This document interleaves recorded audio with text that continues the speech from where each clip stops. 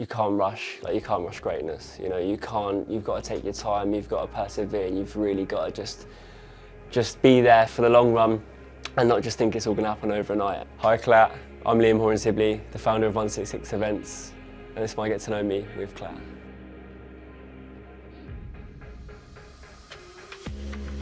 So, 166. So, we lived in a house with all my mates back when I was in uni in Cardiff, and everyone was involved in music somehow. I was a massive promoter at the time, and people were DJs, and we always said, like, wouldn't it be great to have our own thing and to throw a party? So one day we threw a house party, 400 people turned up, and there was people like from the door to all the way to the garden, you couldn't move. There was a queue of 40 people all the way up to the toilet, and it was just wow. So from that, it was kind of like, through word of mouth, we managed to get those people there. Why couldn't I throw my own event? And then 166 was born.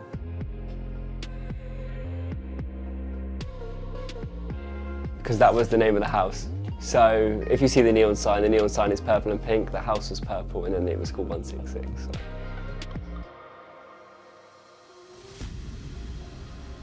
Best piece of advice I've ever received is definitely from a DJ called Enzo Siragusa. He is the founder of Fuse, which is the biggest party in London and the best. I actually met him a few months ago, and he said to me, you can't rush, you can't rush greatness. You know, you've got to take your time, you've got to persevere, you've really got to just be there for the long run and not just think it's all going to happen overnight. And as a person myself, I feel like sometimes I'm such a driver that I just feel like everything has got to be, within a year, it's got to be massive. And I know, obviously it has grown really quickly, but I've definitely got some more stuff to achieve, and within due time as well. And the best advice I've given is probably that, I don't know, best advice I've given. I normally receive advice, to be honest, but best advice I've given is probably to be that, just to be yourself. I always say to people that are around me, just be yourself and be creative, and just be comfortable who you are, and that will make you have those creative waves just because of what you've been through, your past and stuff like that. And I actually spoke to my graphic designer, and she said to me, why is it important for you to have people of different cultures and different demographics working for you? I said, because everyone's got a different lived experience, you know, being from a different household and growing up in a different way means you're going to look at things in a completely different way to what I do. So that's important for me to have people around me that look in different ways and are just a bit different to me and have different ways of thinking, yeah.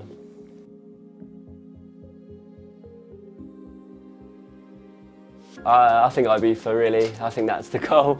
I'd like to own my own event space, so I'd like to have 166 as a franchise, so it'd be a beach club, a pool club, a restaurant as well, so I'd have a whole complex really, and then obviously grow my events and music through then. So yeah, I think that's the goal really, is to have that club, so yeah.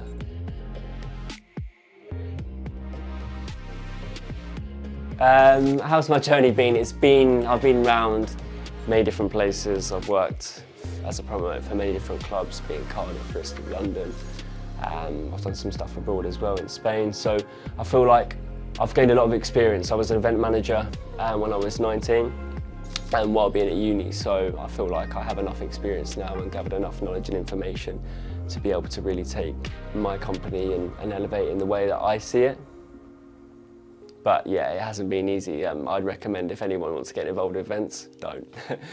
Just because it's very difficult, you know, it's a hard industry. There's a lot of people that view stuff in a particular way and how it should be. You know, competition is obviously quite hot, but I always be a firm believer that competition is healthy and it's something you need, especially with an industry to basically drive excellence, you know. And I wouldn't be where I am without competition, because that's what gets me up in the morning to be like, how can I really better myself and how can I make my company different and make it, just have a little something different, a little bit of spice in it that makes it really as people come and they're like, yeah, this is different. You know, they can really appreciate what you're trying to do, and through art and through that, and that's why it's important to us.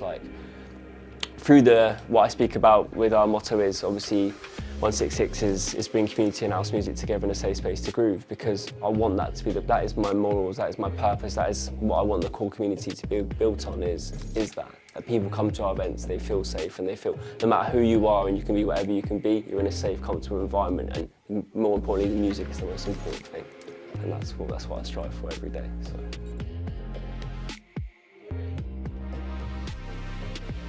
So I got malaria in 2022.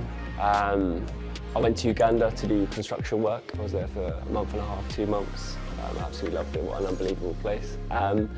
So I got malaria, yeah, and I was a little bit ill on the last end of the trip, and then I came back, and then I was in lectures, I started hallucinating, and I was like, well, this can't be right. Obviously, he was very ill for 2 weeks, and then I was like, I'm not going to hospital, and then eventually had to. So I went to hospital, and yeah, I was lucky not to be brain damaged.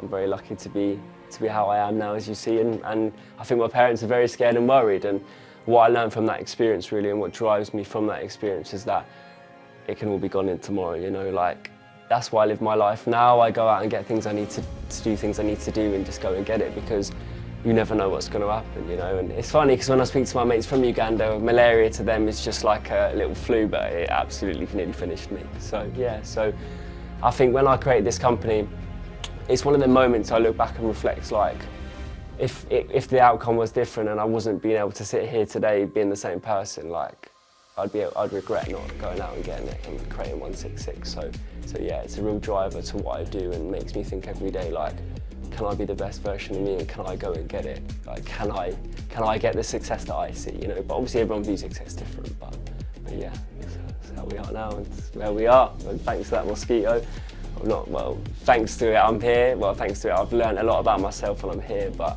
yeah, it nearly put me in a bad way, so yeah.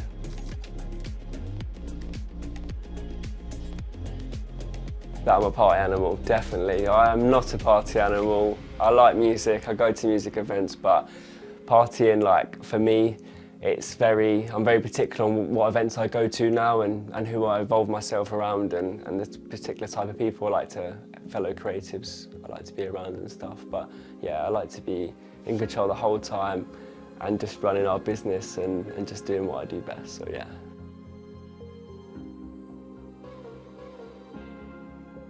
So this is, like, I could speak about this for hours, but I'll keep it short. So for me, it's not really just about house and garage, it's really about the music in general.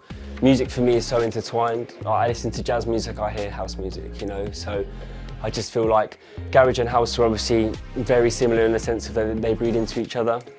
But yeah, I just think when I talk about house and garage, I think it's really that musical journey which we strive to do. Is we want to give people a different experience in the event, you know. Like, I don't want to consistently have minimal house beats where the beat is very consistent. Like, I would like to take people on a journey, so that at the start of the night they're just getting into it, in the middle of the night they're really building it up, and by the end garage really gives you that, like, that hardcore beat, and that faster, like, beats per minute as well, so that makes you really feel alive and stuff. And I just like that musical journey, and I'm a fan of music. I listen to all different forms of music, and I just feel like if you don't like house music, you don't like music. And that's going to be very controversial, but I just believe it's very, like, you can find, and I think with all these subgenres now, and you'll find a lot of events that the DJs do play subgenres. So, like, we can play Afro house, we can play minimal house. There's so many different forms and so many different subgenres within house and garage that everything is really immersed within each other.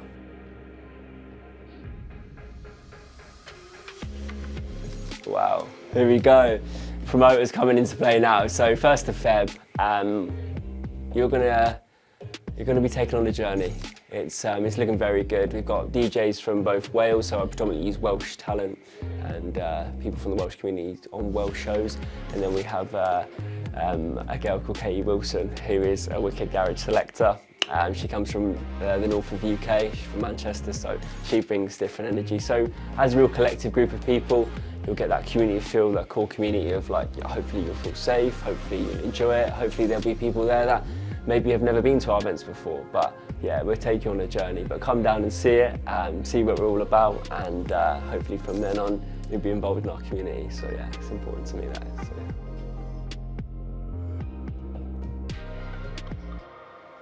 When I came here in 2020, it was pretty non-existent from my experience as well. I came in COVID as well, so I think that COVID really damaged the scene as well. I think there's definitely some real creatives in Wales now that are really doing their thing. I want to shout out my mate Lucas Alexander, wicked DJ, and he's really doing his thing as well, and he's bringing stuff. And there's also other companies that are bringing big headline acts to to both Cardiff and Swansea really. I've been to events in both Cardiff and Swansea where the bookings are better.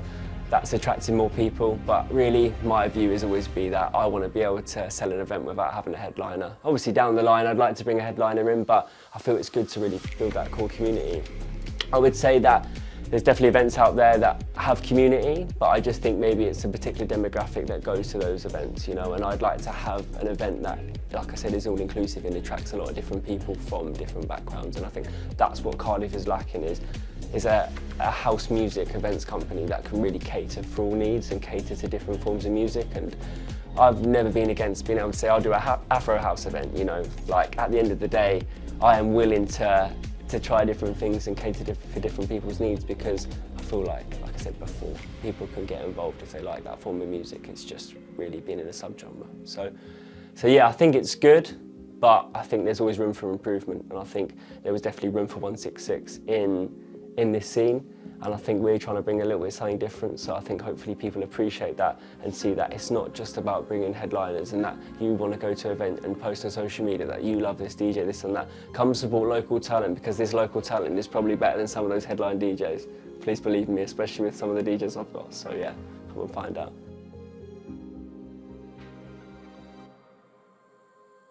Yeah, so my dream location would be Pikes in Ibiza. I'm actually reading Tony Pike's book now.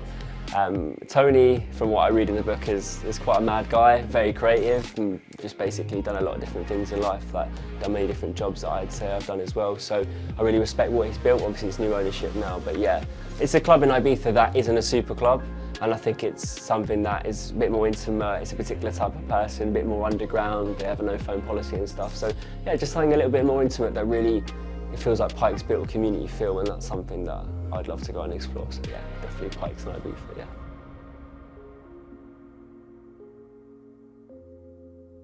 Best story? Well, so I'm not really wild anymore, so it's kind of difficult, but with our events, I don't know, I've got to say, Kyle, who was involved in, he lived with us when we had the house in 166 and stuff like that, and he came back from Australia and surprised me to come back for the event, and his sister was there and stuff like that, and it was a real wholesome moment, because a lot of my mates that were part of 166 originally, like from the house, are now living in Australia, and a lot of them haven't seen what obviously they've seen what we do on social media, and they're massive, they've like a massive support system, but it was the first person that was really come to the event and was like, he got any experience of that community feel, and yeah, it was special. So yeah, shout out to Carl for coming back from Australia.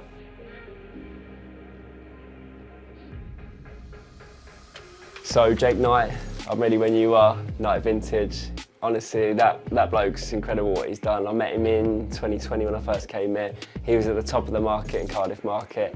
He's now in an arcade on his own. Like, the journey's been mad. So yeah, and obviously Lucas Alexander as well. So yeah, two people that I think really put Cardiff on the map, and it definitely really picked up from where other people maybe had left off and hadn't done it so correctly, and they've really just grabbed it by the horns and really they just keep driving, and I really respect them for what they're doing. So yeah, so when them two are ready, I'll be waiting. I'll be here. So.